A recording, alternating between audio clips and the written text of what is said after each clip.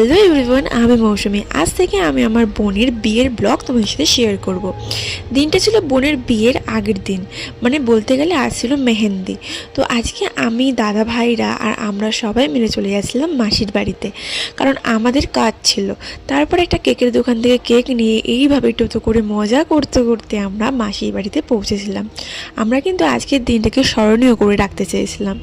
তারপরে ফিরেই দেখি আমার দাদার মেয়ে কত পুচকি, মানে সেই প্রথম যখন হয়েছিল সেই দেখেছি আর এখন ওকে দেখলাম। তারপর সবাই ওকে এক এক করে গিফট দিয়ে দিল। মা দিয়েছিল পায়ের আর দিদিভাই দিয়েছিল হাতের একটা ব্রেসলেট। তারপর আমি একটু আদর করে নিলাম। তারপর রাতের খাওয়া দাওয়া কমপ্লিট করে নিলাম। আর এই দেখো ব্রাইড। তো এখন অলরেডি ওর বিয়ে হয়ে গেছে, অনেক দিন পরে তোমার সাথে ভিডিওগুলো শেয়ার করছি। আমরা সেদিনকার রাতে বেশ মজা করেছিলাম।